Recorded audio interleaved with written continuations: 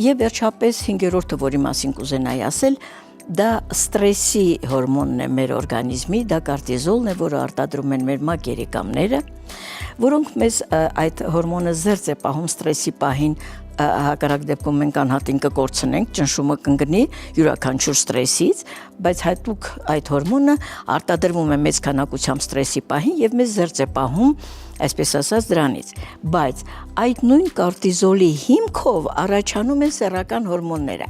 այսինքն եթե ստրեսի պահին մեծ քանակությամբ կորտիզոլ է արտադրվում, դեռ ստրեսը ոչինչ, հիմա եղավ, մի քիչ հետո կանցնի, դե իհարկե շատ անհատական է, մեկը 5 րոպե հետո է ստրեսը հաղթահարում, մեկն էլ օրեր շարունակ չի հաղթահարում, մեկն էլ խորը դեպրեսիայի մեջ անգնում, ես ի նկատի ունեմ ընդհանրապես ստրեսը, որը կարճատև է, բայց բացի ստրեսից, եթե խոսենք քրոնիկական ստրեսի մասին, այսինքն մարդը, որը հաճախ է ենթարկվում այդպիսի տագնապների, կամ արդեն այդ մակերիկամի օրգանն է հիվանդ եւ արտադրում է շատ կորտիզոլ, բոլոր դեպքերում մենք ունենք գերքանակը այդ հորմոնի, միանշանակ դա բերում է տեստոստերոնի քանակի իջեցման։